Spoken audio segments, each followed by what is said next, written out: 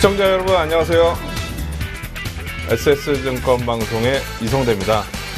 자, 벌써 1월이 중순이 훨씬 넘었는데요. 우리가 시간이 정말 빨리 가죠, 그죠? 2014년도 마지막 얼마 안 된 것 같은데 벌써 1월의 중반이 넘어가서 시간이 빨리 가고 있습니다. 요즘에 제가 드는 생각은 지구가 좀 빨리 돌아가는 거 아닌가. 우리가 자전을 빨리 해가지고 시간이 너무 빨리 가는 게 아닌가. 뭐 그런 생각이 들 정도로 하루하루가 너무 빨리 가는 것 같습니다.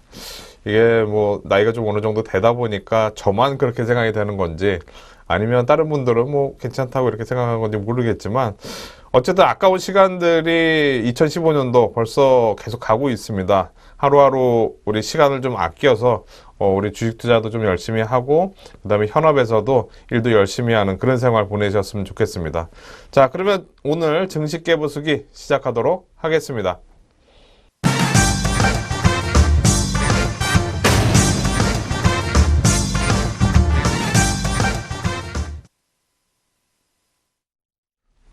네, 지수 깨부수기 시간인데요.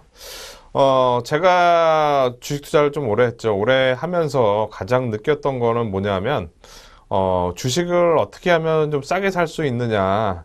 항상 보면은 시장에서 벌써 이슈가 되고, 다 올라간 다음에, 그 다음에 이제 사람들 막 따라붙어가지고 올라가잖아요. 근데 그 올라가기 전에 언제 어떻게 하면 이렇게 싸게 좀 주식을 사볼까?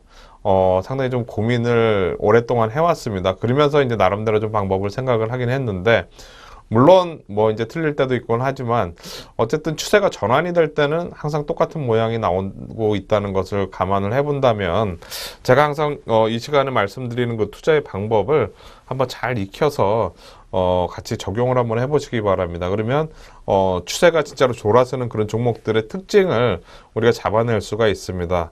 그래서 오늘 지수 깨부수기 시간에 그런 관점에서 한번 좀 말씀을 좀 드려보도록 하겠습니다.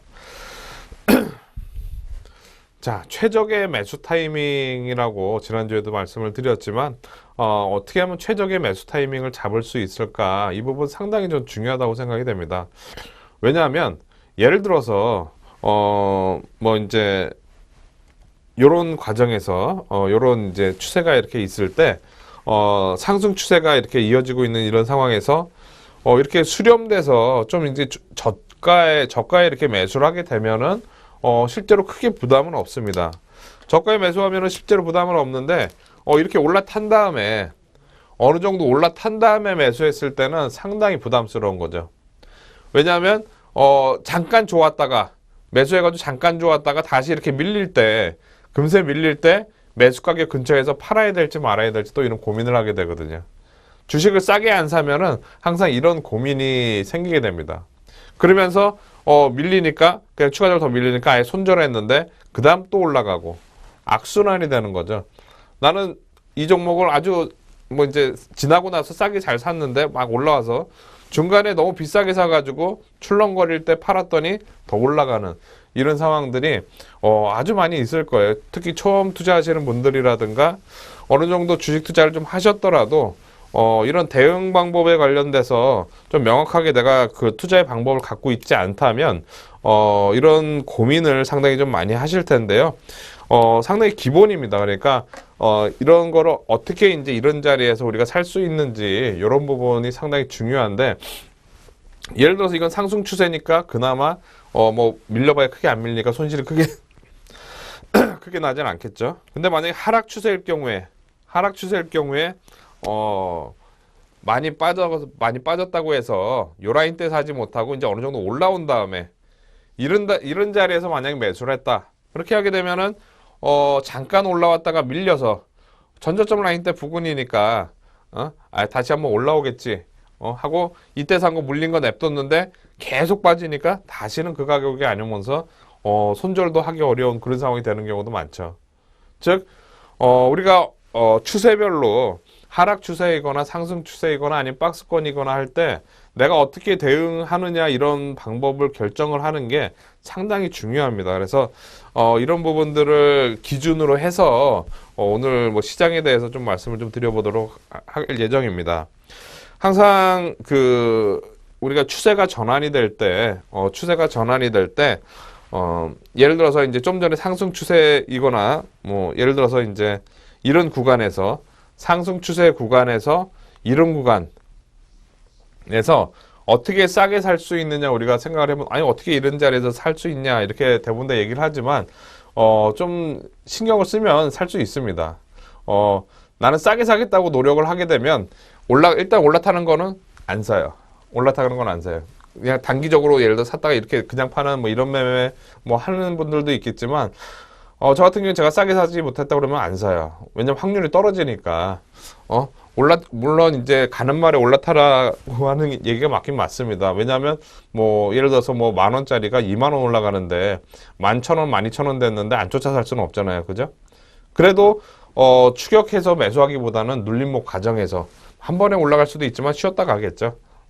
이런 과정에서 이제 매수하는 거에 대해서 제가 여기다 표를 이제 이렇게 그려놨는데요.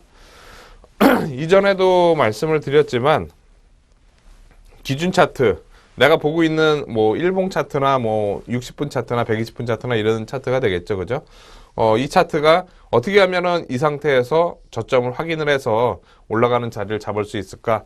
항상 차트의 흐름은 만약에 일봉 차트라면은 그 밑에 있는 분 차트 뭐 한 120분 차트라든가 60분 차트라든가 이런 차트들이 정배열이 먼저 진행이 돼서 이 과정이 이렇게 나오게 돼 있습니다. 그러면은 이 하위 차트가 정배열 들어가고 그 다음에 기준 차트가 여기서 이제 정배열 들어가면서 올라가게 돼 있기 때문에 항상 하위 차트 우리가 일본 기준으로 본다면 전 120분 차트 기준을 보고 대응을 하는데요. 120분 차트가 매수 신호가 나올 때 한번 매수를 하게 되면 이런 자리에서 살 수가 있습니다. 즉 이렇게 추세가 이렇게 전환이 되면서 이전 저점보다는 높아지는 과정에서 돌아서게 되어 있는데요. 우리가 이런 자리에서 일단 하위 차트 기준으로 보고 대응하는 게 맞고 그 다음에 저점이 높아지는지 이런 부분들을 꼭 보셔야 됩니다. 이전에도 제가 계속 말씀드렸지만 이게 시장 그 투자하는데 핵심이에요. 핵심. 저점과 고점이 이렇게 낮아지다가 저점이 높아지는 이런 자리를 찾아내는 게 시장의 핵심입니다. 이 자리가 이제 돌아서 줘야지 저점이 높아지면서 그 다음 저점도 높아지고 이렇게 올라가는 그런 상황이 되게 됩니다. 즉 매수 타이밍으로 본다면 이 저점이 안 깨질 때 이 저점이 전 저점이 안 깨질 때가 우리가 매수 타이밍이라고 볼 수가 있겠는데요. 전 저점이 안 깨질 때 우리가 매수하고 그 다음에 전고점 돌파하는지를 봐야 됩니다. 전고점이 돌파가 돼야지 추세가 상승으로 완전히 전환됐다고 볼 수가 있거든요. 원래 기본은 전고점 돌파할 때 이때 매수인데 이때도 살려면 약간 좀 부담스러울 수가 있어요. 그래서 전저점 라인 때 깨지기 전에 우리가 매수를 하고 만약 깨지게 되면은 그냥 손절매 해야죠.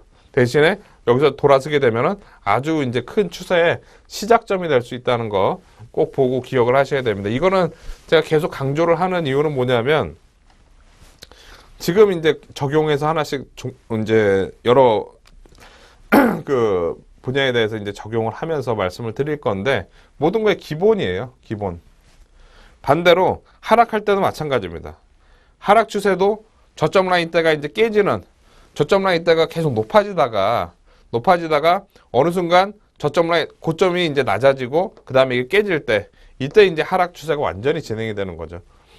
그러면서 이런 자리에서는 절대로 이제 손절만 해야죠. 만약에 요 라인 때 고점 라인 때를 돌파를 못한다.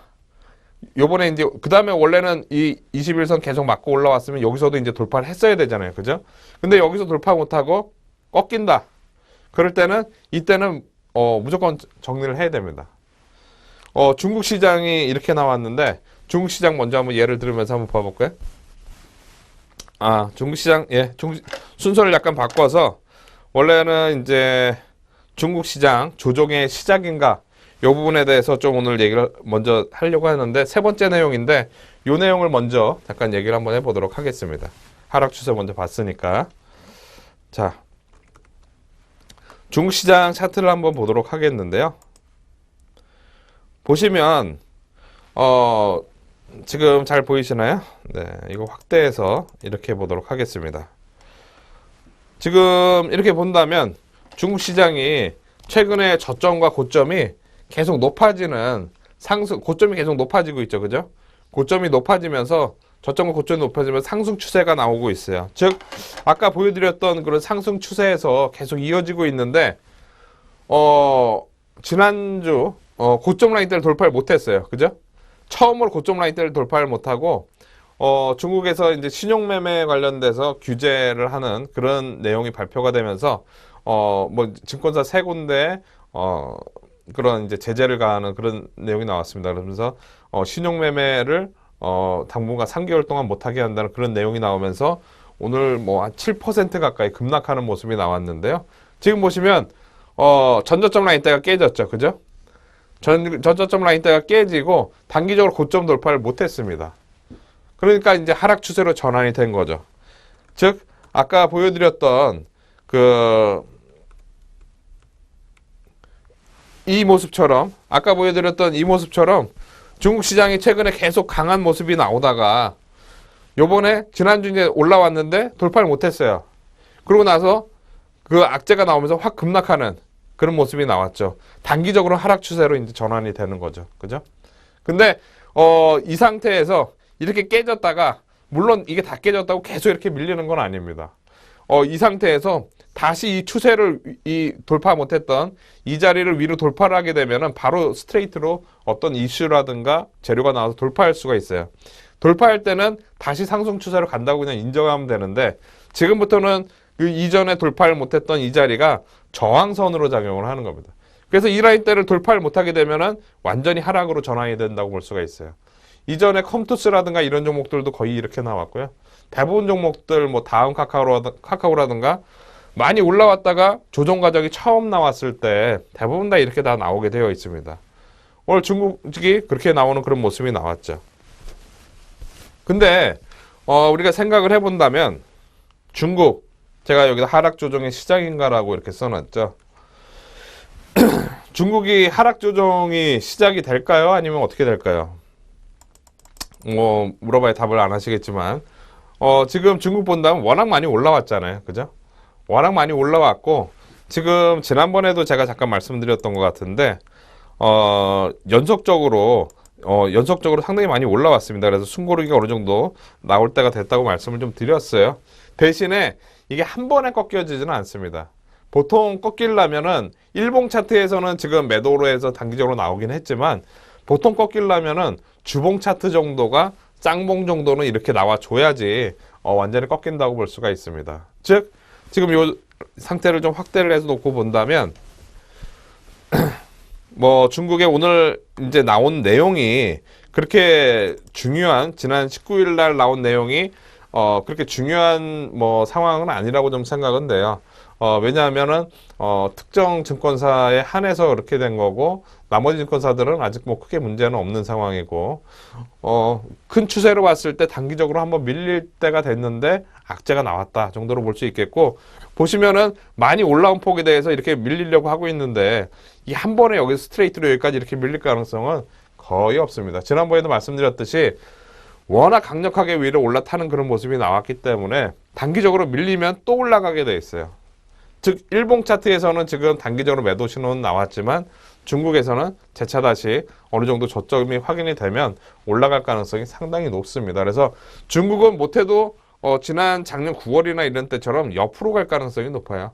못해도 옆으로 이렇게 가면서 이렇게 큰 박스권을 그릴 가능성이 높기 때문에, 중국 시장이 지난 19일 밀렸다고 해서 국내 시장 왜 같이 반응 안 하느냐, 뭐 이렇게 얘기할 필요는 없는 겁니다. 중국은 뭐 지난번 올 초에 중국에 대한 그런 전망이라든가 이런 거 많이 나왔지만, 올해도 상당히 강력하게 부양책이라든가 이런 게 나올 것으로 기대가 됩니다. 그리고 추가적으로 금리 인하에 대한 그런 내용도 기대를 하고 있기 때문에 중국 시장 밀렸지만은 그렇게 크게 걱정할 만한 거는 아니다. 즉, 아까 요 질문에 답을 드린다면 단기적인 조정, 일봉 차트에서 단기적으로 흐름의 하락 추세로 전환이 됐지만, 아까 우리가 하락 추세에서 완전히 전환되는 그거 배우면서 했지만 완전히 크게 하락이 전환될 정도는 아니다라고 볼 수가 있겠고요. 중국 시장 추세적으로 봤을 때는 일시적인 그런 조정, 뭐 일시적이라기보다는 박스권을 만들어가기 위한 그런 과정 정도로 우리가 좀 볼 수 있을 것 같습니다. 나머지 이평선들이 이렇게 쫓아 올라올 때까지 옆으로 크게 출렁거리면서 이 정도 움직이는 정도. 우리가 이전에 본다면 다음 카카오라든가 이런 종목들 가파르게 올라온 다음에 급락하지 않았잖아요. 그죠? 옆으로 가면서 완만하게 이렇게 조정받듯이 중국 시장은 앞으로 그렇게 될 가능성이 상당히 높다고 보여지고요. 자, 그 다음에 다시 첫 번째로 돌아가서 유가 반등이 나오고 있습니다. 지난 19일 유가가 5% 넘게 상승을 하면서 전반적으로 국내 정유주 관련주들이 급등하는 그런 모습이 나왔습니다. 유가 차트를 한번 보도록 하겠는데요. 지금 보시면 단기적으로 제가 HTS 상에서 한번 보여드리도록 하겠습니다. 지금 현재 유가를 보시면요, 연속적으로 상당히 많이 밀렸죠, 그죠? 예, 상당히 많이 밀리고 계속적으로 밀리는 모습이 나왔는데 요번에는 크게 돌아선 건 아니고 크게 다이버전스가 발생을 했어요. 이게 MACD인데요. MACD 주가는 떨어지는데 보조지표 높이는 올라가는 다이버전스가, 이건 올라가는데 얘네는 빠지는 다이버전스가 이제 발생을 한 거죠. 지난번 유가 40불 정도에서는 지지가 나올 거다라고 얘기를 했는데요. 지금 40불까지 가지는 않고 44.2달러 정도까지 저점을 기록을 하고 재차 다시 올라왔습니다. 지난주 한 주 동안 상당히 위아래로 출렁거리는 그런 모습이 나왔는데 정유주들은 미리 좀 반등을 하는 그런 모습이 나오고 있습니다. 근데 여기서 잘 보셔야 될 것은 지금 유가 흐름만 본다면 지금 우리가 소위 말해서 항상 대본다 그러는데요. 바닥권에서 돌았을 때 적산병이라고 그러죠. 빨간색이 3개 나오는 적산병이 나오는 경우가 상당히 많습니다. 근데 지금 현재 보시면 유가 요 흐름을 보면은 잘 보이시죠, 그죠? 하루 양봉 나오고 하루 밀리고 또 이렇게 나왔어요. 이런 흐름으로 지금 반등이 나왔기 때문에 아직까지는 유가가 변동성이 커질 가능성이 높습니다. 우리나라의 정유주들이 미리 지금 올라오기는 했지만 지금 이 내용상으로는 이 흐름상으로는 아직까지 완벽하게 바닥이 만들어졌다고 볼 수는 없어요. 단기적으로 많이 빠진 폭에 대해서 반등이지, 사우디가 지금 뭐 갑자기 무슨 뭐 얘기한 건 아니잖아요. 그죠? 지속적으로 요번 2월 달에는 미국하고 유럽에다가 더 자기네들 공급 물량을 더 늘리겠다고 얘기를 했거든요. 그만큼 유가가 좀 이제 올라오게 되면은 제한될 가능성이 높기 때문에 상승에 이제 한계가 있을 가능성이 높습니다. 근데 여기서 한 가지 비교해서 우리가 봐야 될 것은 지난 2009년도에 유가가 바닥을 쳤을 때 그때 당시 흐름하고 국내 정유주들의 흐름하고 한번 비교해서 보도록 하겠는데요. 약간 좀 긴 관점에서 우리가 봐야 되니까 기간을 좀 길게 놓고 한번 보도록 하겠습니다. 지금 2009년도 그때 당시 우리가 2008년도 금융위기 이후에 유가가 바닥을 쳤을 때 그때 당시 보시면 바닥이 1월 15일 날 유가 바닥이 1월 15일 날 나왔어요. 확대해서 이렇게 놓고 본다면 1월 15일 날 33.5달러까지 급락을 했다가 그 다음에 이제 급등하는 그런 모습이 나왔는데, 보시면은 주가는 계속 빠지는 그런 모습, 저점은 낮아진 상황이 나왔고 다이버전스가 한 번, 두 번, 세 번이나 연속으로 나왔어요. 즉 단기적으로 많이 빠진 폭에 대해서 급반등이 나왔지만 재차 다시 급락을 하면서 한 번에 바닥이 안 만들어지는 그런 모습이 나왔습니다. 그러고 나서 이때부터 해가지고 저점 라인대가 높아지는 그런 모습이 나오는데요. 지금 보시면은 바닥권에서 나올 때는 적산병이 나왔단 말이에요. 그것도 갭상승하면서 적산병이 나오면서 이제 강하게 올라오는 그런 모습이 나옵니다. 그러면서 이때 바닥을 쳤죠. 그죠? 자, 유가가 2009년도 1월 15일 날 저점을 쳤어요. 저점을 쳤는데 그때 당시 우리나라 정유주들하고 어떻게 움직이는지 보면은 지금 현재 올라가는 상황이 이해가 될 수가 있습니다. SK이노베이션 한번 보도록 하겠는데요. SK이노베이션 차트 흐름 한번 그때 당시 보도록 하겠습니다. 주가 흐름상으로 본다면 2009년도 그때 저점이 나올 때 이렇게 놓고 보면 되죠. 2008년도 SK이노베이션 주가는 2008년도 10월 27일부터 저가가 나왔습니다. 2008년도 10월 27일에 2008년도 10월 27일이면은 유가상으로는 아직 바닥이 안 칠 때였거든요. 보시면 이때 당시 2008년도 10월 27일 날 43,950원을 찍습니다. 10월 27일이니까 유가상으로 본다면 그때 당시에 10월 27일 좀 긴 관점으로 유가를 본다면은 그때 당시 10월 27일이면 이때였거든요. 즉 유가가 한 60달러 때부터 해서 이때부터 해서 SK이노베이션 발음이 안 되네. SK이노베이션은 벌써 이제 올라왔어요. 근데 유가는 더 떨어졌단 말이에요. 거의 반토막 가까이 났는데 연속으로 1, 2, 3월 달 가까이 이렇게 밀렸는데 그날 이후로 SK이노베이션은 크게 밀리질 않습니다. 그 다음에 유가 밀릴 때 크게 별로 안 밀리고 올라오고 저점 라인 때가 계속 높아졌죠. 그죠? 그러고 나서 1월 달 유가가 정확하게 바닥이 칠 때 이때 정도 됩니다. 유가가 바닥 칠 때 이때 정도 되는데 오히려 여기서부터 더 올라가서 크게 밀리지 않고 상승 추세가 이어지죠. 그러면서 이때부터 올라가기 시작을 해가지고 아주 강력하게 올라타는 모습이 나옵니다. 11만 원대까지 올라오고 그 이후에는 월봉 차트로 본다면은 25만 원대까지도, 즉 이때부터 해가지고 이때부터 미리 유가 바닥 치기 전에 월봉 차트로 봤을 때 미리 바닥을 치고 그 다음에 올라가고 11만 원대까지 올라오고 쉬었다가 재차 다시 25만 원대까지 올라오는 그런 상황이 나오는 거죠. 주봉 차트로 본다면 이렇게 보면 되죠. 이거를 잘 이해를 하셔야 돼요. 무슨 얘기냐면 최근에 유가는 계속 떨어지고 있는데 정유주들은 왜 먼저 올라갈까? 이렇게 생각해 보면 제가 생각할 땐 그래요. 어느 정도 지금 빠져봐야 크게 밀릴 가능성이 적다고 판단한 그런 기관이라든가 매매 주체들의 그런 매수세가 미리 들어오고 있는 겁니다. 미리 들어오고 있다 보니까 2009년도에도 마찬가지로 2008년도, 2009년도에도 마찬가지로 저 정도 유가 빠지면은 정유주들이 돌아서기 시작을 하게 되면 상당히 크게 돌아설 가능성이 있다고 보고 미리 매수가 들어간 거죠. 유가 한 60달러 때부터 미리 들어간 거죠. 그러고 나서 30달러 때가 들어갔는데도 계속 매수가 들어오면서 거기서 유가가 이제 돌아서기 시작을 하니까 정유주들은 완전히 날개 단 듯이 계속 올라가기 시작을 했죠. 근데 거기서 볼 게 있습니다. 뭐냐면 이렇게 빠졌을 때 저 자리에서 이제 빠졌을 때 초기 단계 정유주들은 실적이 안 좋았겠죠. 그죠? 그러니까 기대감 때문에 먼저 올라가는 구간이 SK이노베이션으로 본다면 4만 원대에서부터 11만 원대까지 이 과정에서 먼저 기대감 때문에 이렇게 올라간 거라고 볼 수가 있고, 그 다음에 옆으로 횡보한 거는 실제로 기대감 때문에 올랐는데 실적이 안 좋아. 왜냐하면 유가가 바로 올라가진 않았으니까 이렇게 옆으로 횡보하는 구간이 나오는 거죠. 그 다음에 유가가 올라타기 시작을 하면서 강력하게 실적이 좋아지면서 이 과정이 나온다는 거죠. 지금은 어느 과정인가? 지금은 이때로 본다면 지금 바닥을 만들어가는 그런 과정이 아닌가 보여지는데, 바닥 만들어지는 과정에서 이때쯤 됩니다. 그러니까 좀 올라타려고 하고 있는 과정. 종목으로 본다면 정배열 추세가 들어가는 상황이 이제 처음으로 이제 올라가는 그런 모습이라고 볼 수가 있겠는데요. 지금 보시면 아직까지 SK이노베이션 정배열로 들어가지는 않았어요.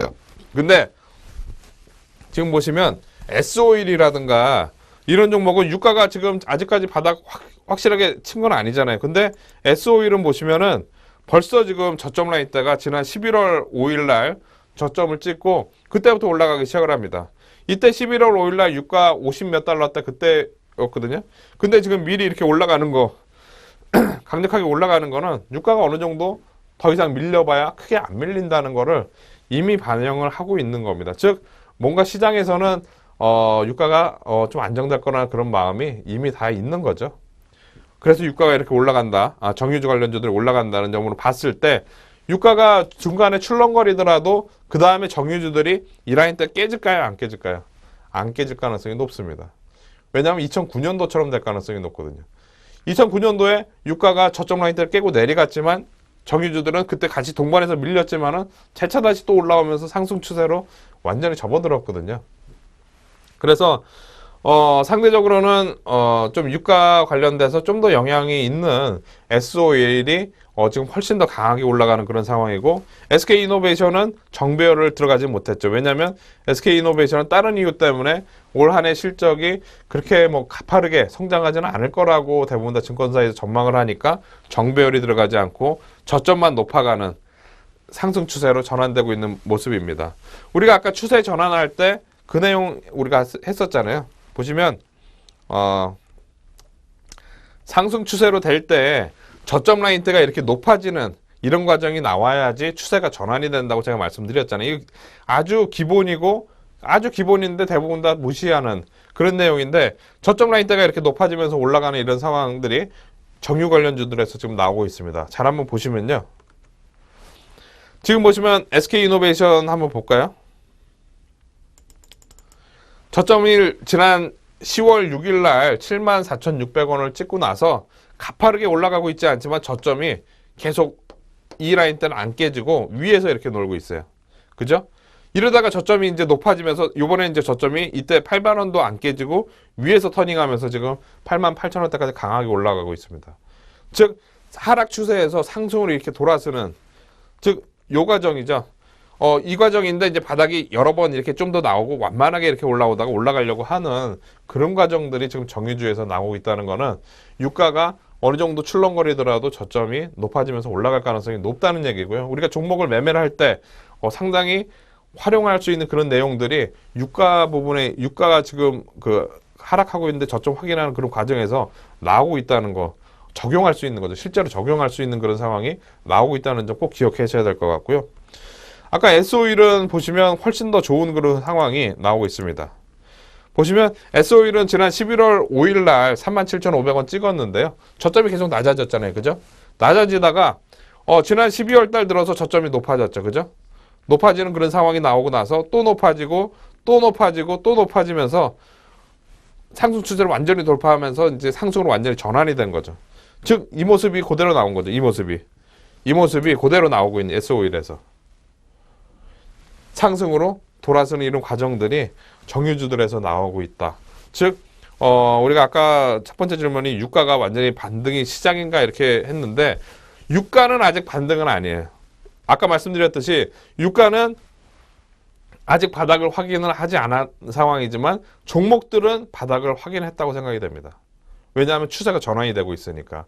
2009년도에도 종목들이 먼저 바닥 확인하고 올라가고 유가 올라갔듯이 지금 유가 지금 아직은 바닥은 확인이 안 됐지만 정유주들이 같이 한번 올라올 수 있다는 점, 즉 밀리게 되면 또 올라가는 그런 상황이 나오게 되면서 매수할 그런 기회가 있을 것 같고요.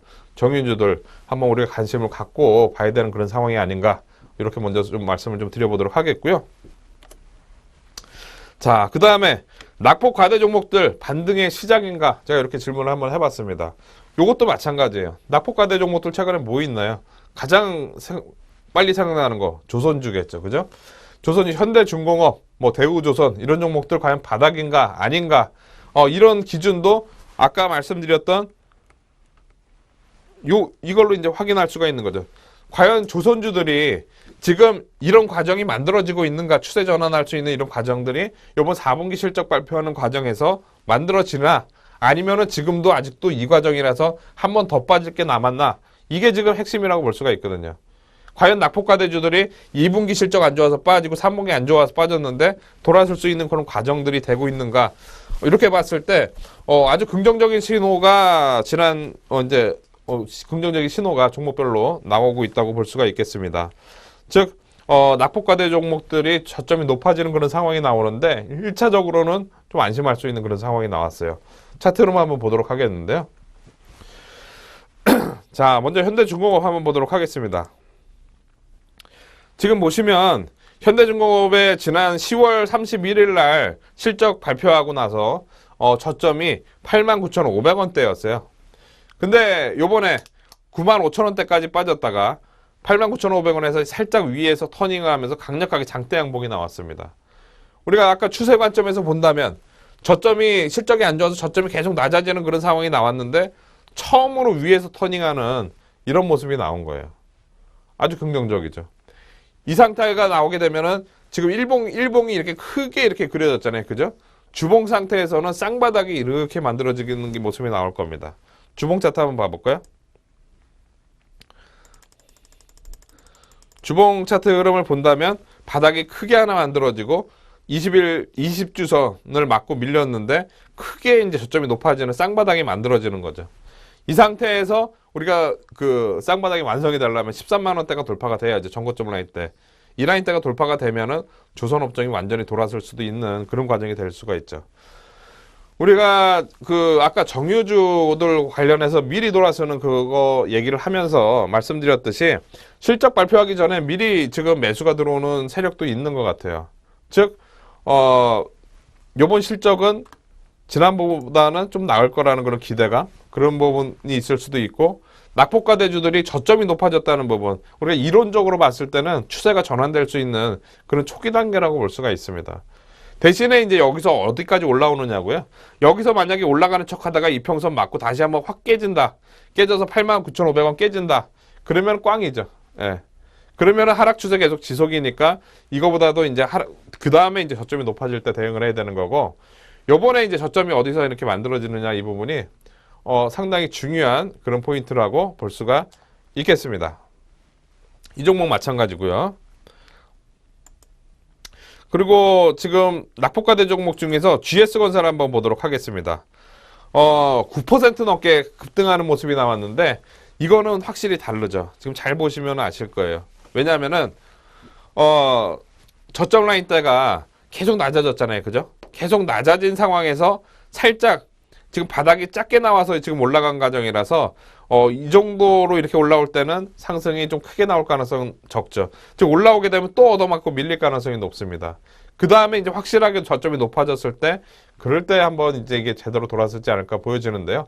좀 전에 현대중공업은 크게 저점이 높아지는 상황이 나왔고 GS건설 같은 경우에 저점이 계속 낮아지다가 지금 반등이 나온 거기 때문에 반등폭이 그렇게 크지는 현대중공업보다는 좋지는 않을 것 같아요. 즉 하락 추세에 있는 종목이고 좀 더 어떻게 될지 불확실한 상황이고 현대중공업은 이거보다는 훨씬 더 나은 그런 흐름에서 움직이고 있다는 것을 우리가 좀 볼 수 있을 것 같습니다.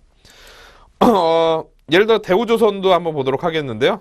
대우조선 마찬가지로 지금 9% 넘게 급등하는 그런 모습을 보였었는데 지금 보시면은 15,000원 350원 지난 10월 24일 날 저점 찍고 나서 요번에는 그 라인대를 안 갔어요.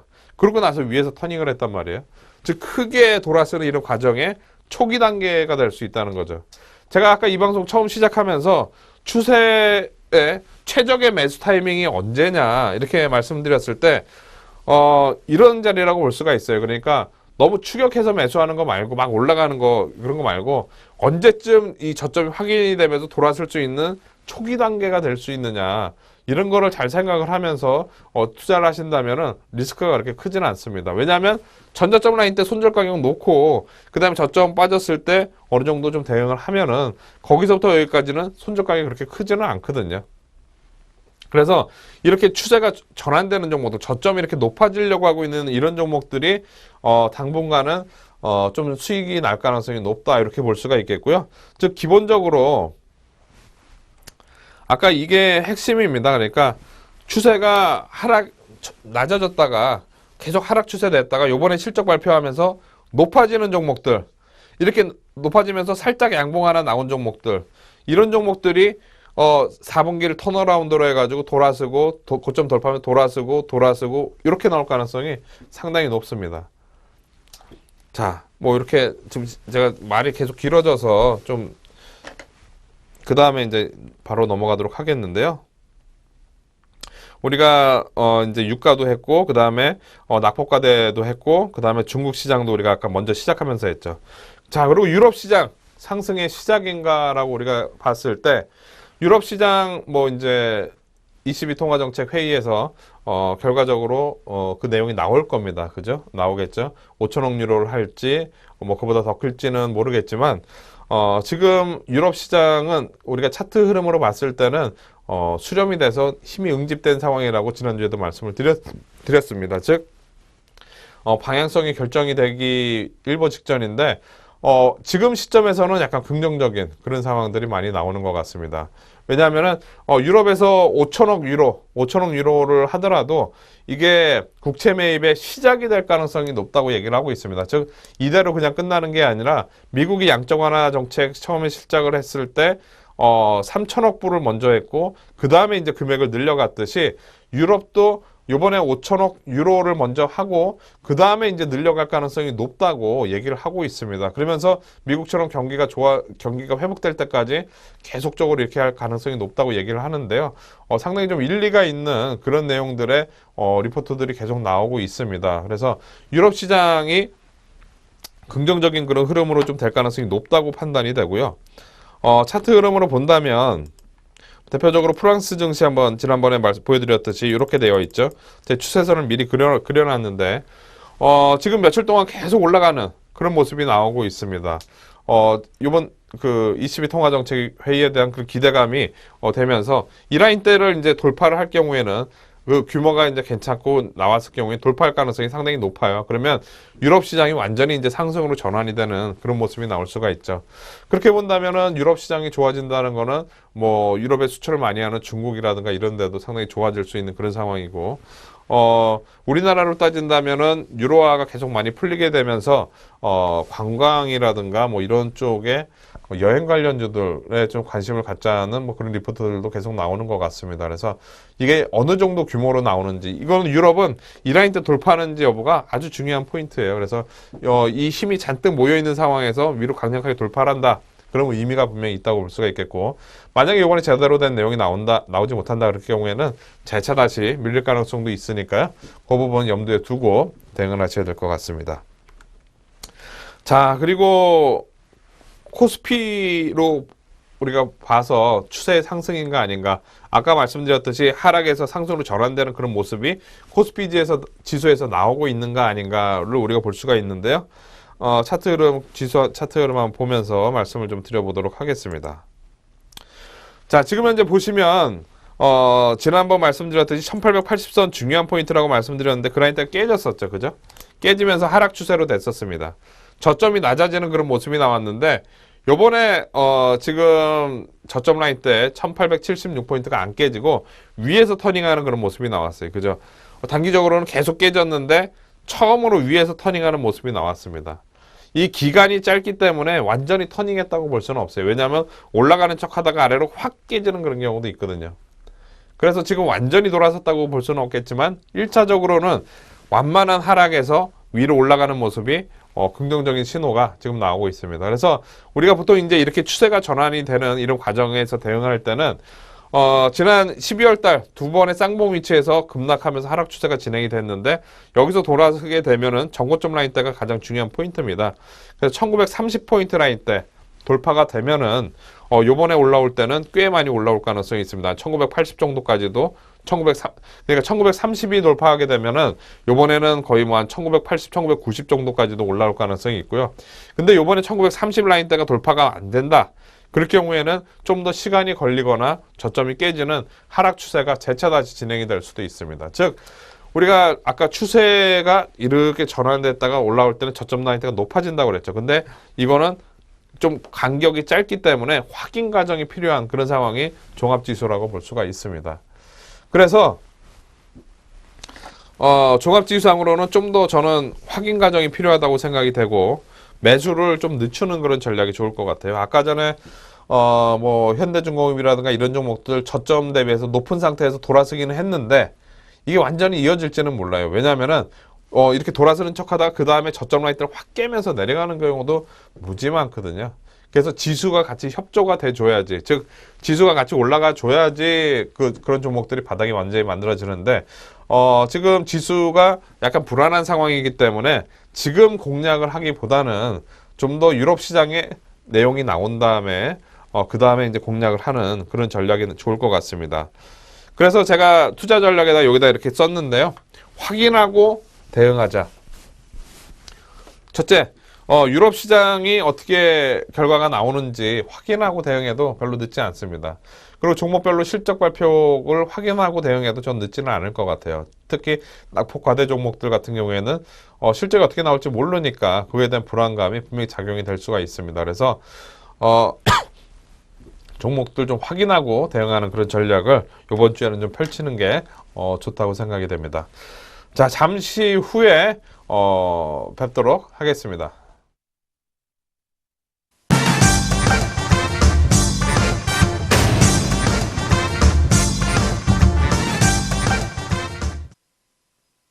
여러분 안녕하십니까? 자, 주도주 깨불시계조 황대현입니다. 자, 최근 시장, 코스닥 시장의 그 흐름들이 상당히 긍정적으로 변하고 있고요. 또한 실적주라든가 정부 정책주, 주가들이 상당히 탄력을 크게 좀 받고 있는 모습을 좀 보이죠. 그래서 오늘의 주도주 깨불시계에서는요, 최근 시장의 변화에 따라서 큰 어떤 메리트가 있을 수 있는 종목군에 대해서 말씀을 좀 드리도록 하겠습니다. 바로 오늘은 인터넷을 기반으로 둔 그 모바일 그 흐름에 큰 변화가 있습니다. 그래서 현재 그 종목군의 네이버와 다음 카카오가 과연 어떤 변화를 가져가느냐, 그것을 저희가 한번 좀 확인해 보겠고요. 또 지금 그 게임 관련주들 주가들이 상당히 크게 탄력이 좋았던 이러한 모습을 보였죠. 그래서 바로 게임 관련주가 어떻게 진화되고 어떤 방향으로 가고 있다, 뭐 이 부분에 대해서 우리가 집중 분석을 좀 해보고요. 거기에 또 NC소프트나 그 컴투스를 집중 또 분석할 수 있는 이런 시간을 좀 갖도록 하겠습니다. 자, 오늘 그러면 인터넷의 변화 부분이 나타나면서요. 이것이 결국 이제 인터넷에서 모바일 성장으로 큰 변화가 현재 그 진행된 이러한 그 모습을 우리가 할 수 있는데, 여기서 이제 큰 변화가 좀 나타나고 있는 것이 바로 현재 그 인터넷 변화가 모바일 쪽에 나타나면서요. 무선 인터넷 쪽으로요. 그러면서 이제 계절적인 성수기가 현재 그 진행이 되고 있다, 이렇게 봅니다. 근데 제가 오늘 말씀드릴 부분은 뭐냐면, 이러한 인터넷에서 모바일 무선 인터넷 쪽에 그 변화가 되면서요. 최근에 바로 다음과 네이버가 현재 부각이 되고 있다, 이렇게 봅니다. 즉 지난해 말부터 서서히 바로 그 페이라는 쪽에 변화가 나타나고 있습니다. 즉 우리가 그 라인페이라든가 최근 우리 얘기하듯이 그 다음 카카오페이 이런 부분이 나타나면서 시장에 하나의 큰 새로운 물결들이 현재 진행이 되고 있다, 이렇게 우리가 볼 수가 있겠습니다. 그렇다면 과거에는 우리가 이런 얘기를 많이 하잖아요. 캐시카드를 가서 이렇게 플라스틱 카드를 갖고 많이 썼잖아요. 이제는 우리가 전자지갑이라는 측면들이 서서히 부각이 되면서요. 이 역할을 할 수 있는 부분이 바로 인터넷 포털 사이트에 다음과 네이버가 상당히 크게 좀 부각되고 있다는 부분에 우리가 초점을 좀 둬야 되지 않겠나, 이렇게 좀 말씀을 좀 드리겠는데요. 특히 다음은 카카오와 합병을 하면서요, 상당한 변화를 주고 있는 부분이고, 바로 그 네이버는 일본의 그 라인페이 부분이 일본에서 상당히 좀 크게 좀 부각이 되고 있다, 이렇게 봅니다. 그러면 제가 이 변화가 이제 나타나면서 모바일 성장이라는 게 전자지갑의 변화를 현재 주고 있고요. 플라스틱 카드에서 바로 이제 소프트한 카드, 우리 그 모바일 핸드폰이라든가 이 부분에 그 진입이 되면서 변화가 줄 수 있는 부분 중에 하나다, 이렇게 보는데요. 우선 우리가 이제 이해를 좀 쉽게 하기 위해서 직장인의 그 하루를 본다면요. 일단 과거에 우리가 이제 그 전반적으로 플라스틱 카드라든가 현찰로 했던 부분인데, 직장인의 하루의 그 흐름을 봤을 때 메리츠 씨가 하루의 결제 방식을 본다면은 지하철에서 스마트폰을 씁니다. 그리고 12시에 그 점심을 먹는데요. 이 부분에서 사원증만 있으면 되고, 바로 소셜 커머스, 또 모바일 계좌이체, 이런 부분과 더불어서 최근 인터넷 쇼핑몰 부분에서 다이어리를 삽니다. 근데 그래서 모바일 바로 카드를 쓴다는 겁니다. 즉 과거에는 바로 플라스틱 카드를 썼던 부분인데, 이 모바일이라는 부분이 상당히 지금 부각이 되고 있다, 이렇게 볼 수가 있겠습니다.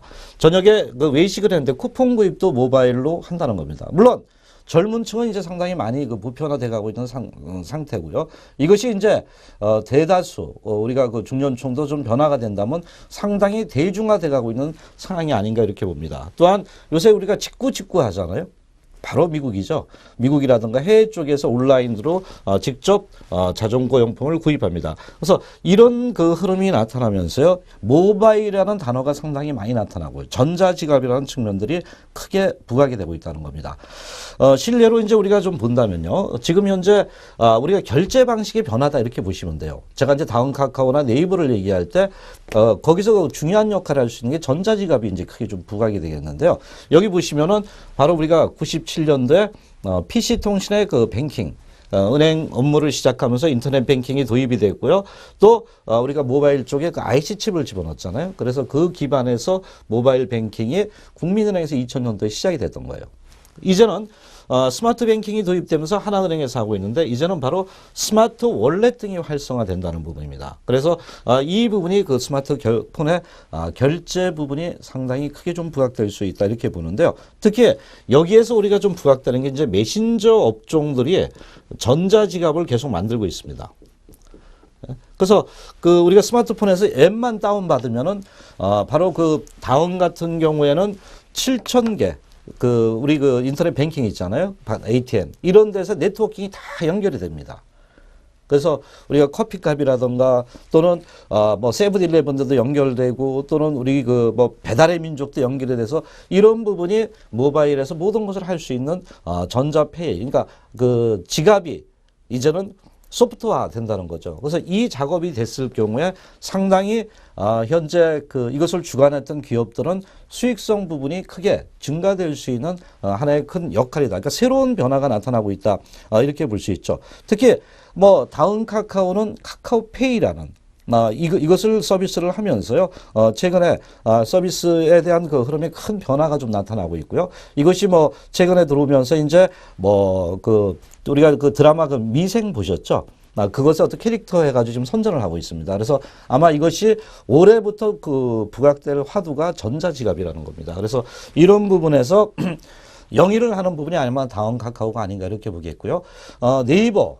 라인 1번에서 이제 그 네이버 재팬을 현재 그 라인페이를 갖다가 출시를 하면서요. 은행 관련 기능은 물론 다 합니다. 그래서 이런 그 현재 그 변화가 상당히 좀 나타나고 있고 뭐 라인 뮤직도 만들고 라인 택시도 만들고 택시에서도 결제할 수 있게끔 우리는 지금 현재 그 카드로 하잖아요. 그래서 이런 부분이 나오면서 다음이라든가 네이버의 상당한 수익을 현재 돋을 수 있는 부분이 아닌가 이렇게 볼 수 있습니다. 즉 이제는 스마트 월렛 시대가 도래하고 있다 이렇게 봅니다. 상당히 최근에 그 같은 조사지에 따르면요, 이 부분의 그 모바일 결제 시장이 엄청난 변화를 주고 있습니다.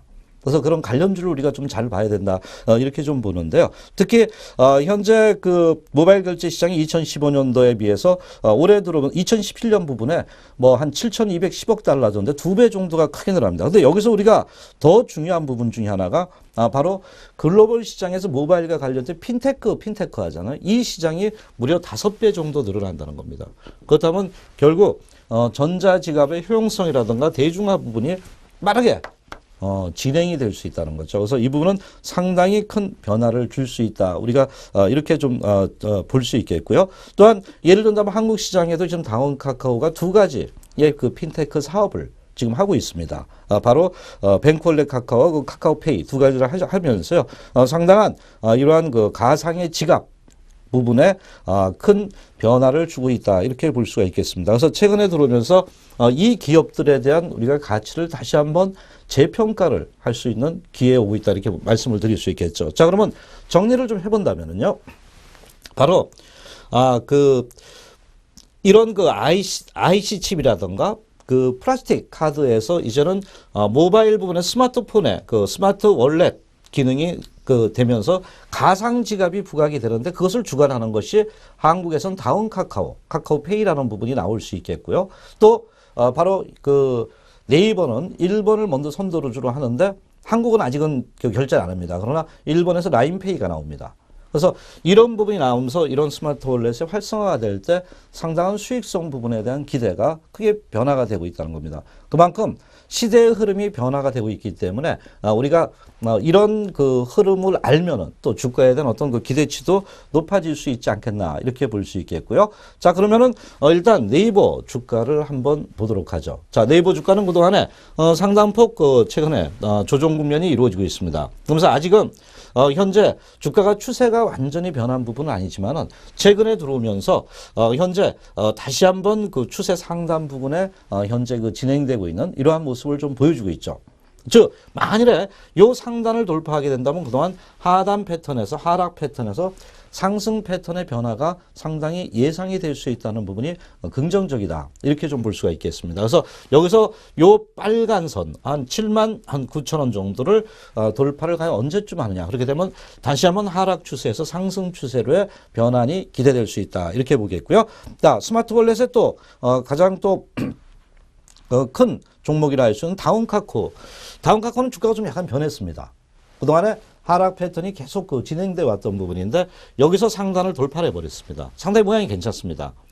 합병에 대한 그 기대감이 그 카카오와 그 상당히 시너지 효과가 커졌던 부분이고 주가가 내려갔는데 그 시너지 효과가 미리 반영됐다는 부분에서 그러고 나서 다시 한번 최근에 전자지갑 이런 스마트 월렛 부분이 부각이 되면서요. 상당히 새로운 성장 동력을 또다시 만들 수 있다는 부분이 크게 좀 부각이 되고 있다 이렇게 봅니다. 그래서 현재 동기업 같은 경우도 14만 원대 전후에서 주가가 조금씩 안정화돼 가고 있다는 거죠. 그래서 여기를 돌파를 해놓고 현재 단기 입형의 완전한 정별 그리고 중기 입형들에 대한 어떤 부담감이 없지 않습니까? 그래서 아마 이런 부분이 다음이라든가 라인에 대한 새로운 스마트 월렛 시대의 큰 수익성의 동력을 줄 수 있는 하나의 환경이 조성됐다. 뭐 우리가 이렇게 접근을 좀 해볼 수 있지 않겠나 이렇게 말씀을 좀 드릴 수 있겠죠. 그래서 오늘은 제가 이러한 그 한국의 인터넷 산업의 무선 인터넷 변화와 모바일 산업의 변화가 나타나면서 전자지갑의 흐름의 변화 이것은 결국 그 최근 전자지갑이 나타날 수 있는 그 대변할 수 있는 다운 카카오라던가 또는 네이버의 변화가 상당히 주목되는 시점이다. 이렇게 우리가 말씀을 좀 드릴 수 있겠습니다. 그래서 오늘은 첫 번째 주도주 깨부시기에서는 일단 모바일 시장의 변화 바로 지갑의 변화다. 이렇게 가상 지갑의 변화가 새로운 또 먹거리를 주는 종목군들이 바로 다운 카카오나 네이버다. 이렇게 좀 말씀을 좀 드리고요. 현재 또 이런 종목군들이 그 차트 흐름상 과거보다 많이 특히 다운 카카오는 변화가 보이고 있다. 이렇게 우리가 볼 수가 있겠습니다. 그래서 일단은 인터넷 변화와 모바일 또는 전자지갑의 변화가 빠르게 진행되기 때문에 이런 종목들의 상승 배경을 우리가 좀 알아야겠기에 일단 주도주 깨부기에서 인터넷 부분에 먼저 말씀을 드렸고요. 다음 시간에는 바로 또 게임 관련주로 여러분들을 찾아뵙도록 하겠습니다.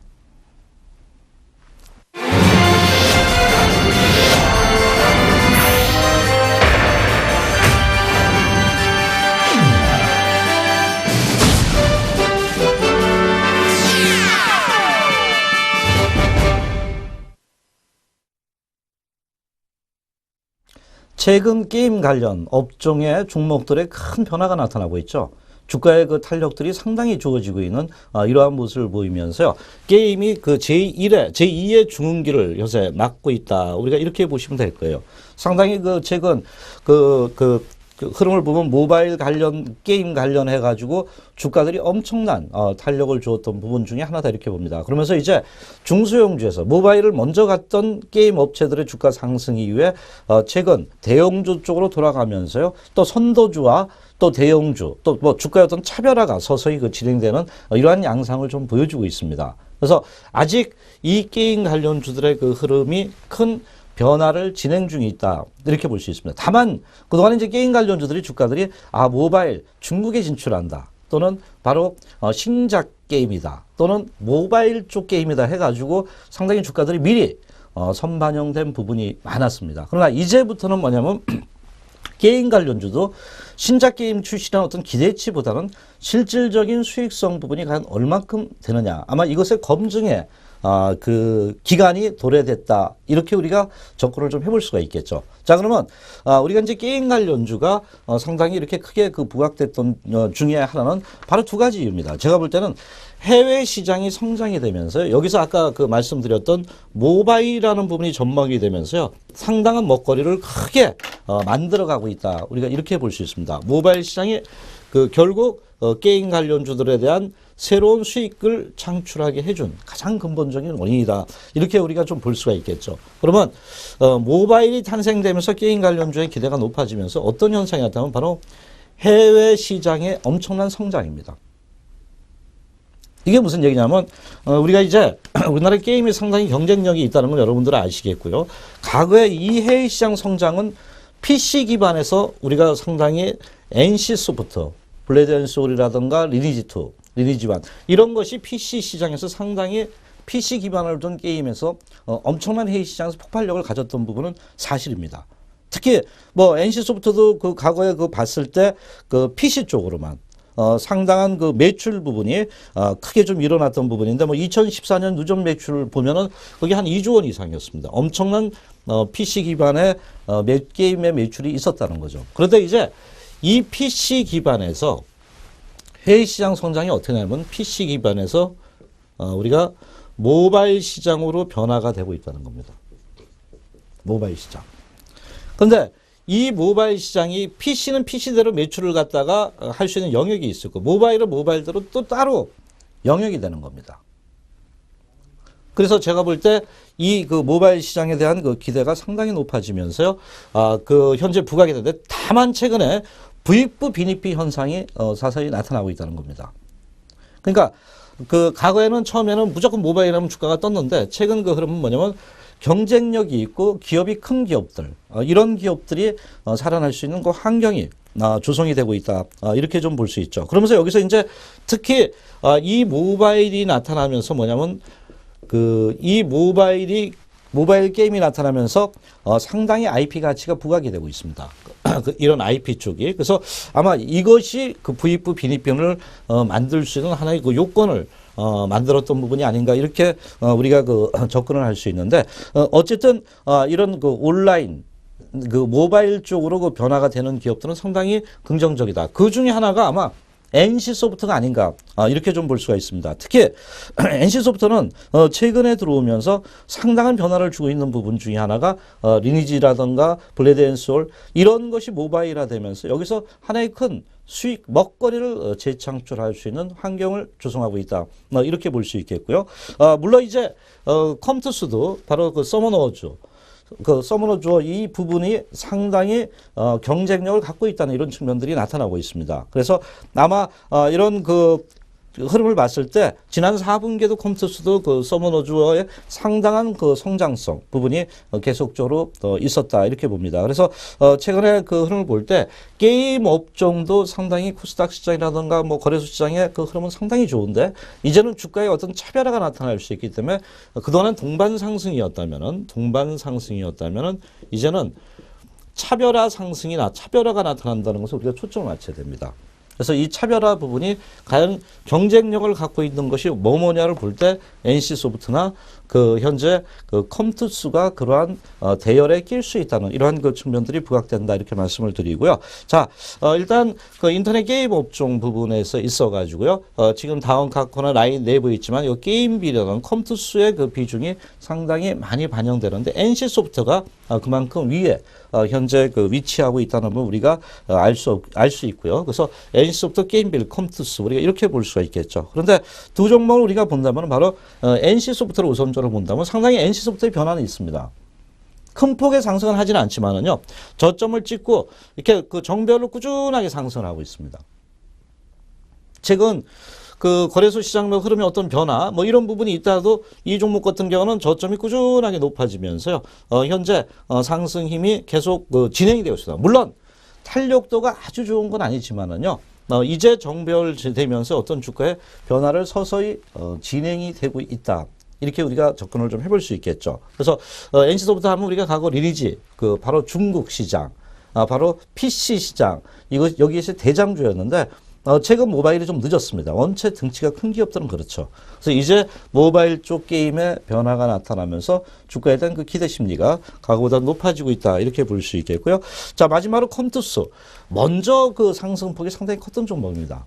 상당히 저도 이 종목 주가가 탄력이 너무 좋았던 종목이었는데 최근에 들어오면서 상당히 강해지고 있습니다. 왜냐하면 조정은 당연히 줬는데 조정을 주면서 횡보 길이가 상당히 길어졌습니다. 길어진 이후에 다시 요 위로 올라가고 있잖아요. 이렇게 된다면 여기서 1차적인 마지막 이제 어떤 주식의 마지막 일색이냐 볼 때 그것이 아니라는 걸 여기서 또 이제 만들어주고 있습니다. 그래서 저도 상당히 강하다 이렇게 보는데요. 다만 여기서 이제 그 눌림목 때 또다시 이 고점 돌파가 되느냐 안 되느냐 이것을 가장 우리가 보시고요. 지금 현재는 또다시 안정이 되기 때문에 아마 눌림목 때 매수 기반이 또다시 형성될 수 있지 않겠냐. 이렇게 우리가 접근을 좀 해볼 수 있겠죠. 그래서 오늘 게임 관련주 제가 그 변화, 부익부 비리빈이 나타날 수 있고요. 해외 시장의 성장 동력에 의해서 주가의 차별화가 나타날 수 있다. 이렇게 좀 말씀을 드렸죠. 그래서 거기에 바로 그 좀 늦었지만은 스마트폰의 변화에 따라서 모바일 쪽으로 이제 게임들이 신작으로 나오는 NC 소프트 부분을 말씀을 드렸고요. 또 바로 과거에 그 모바일의 최강자였던 컴투스가 다시 한번 차트상으로 되살아나고 있는 이러한 그 모습을 좀 보여주고 있습니다.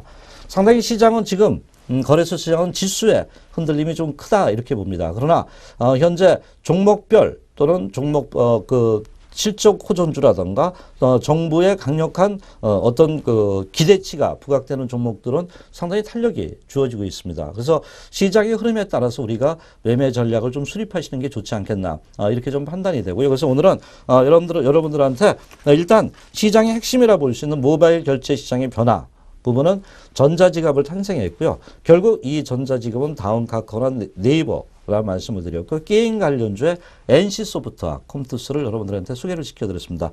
여러분 오늘은 여기서 마칠까 합니다. 여러분 대단히 감사합니다. 감사합니다. 고맙습니다.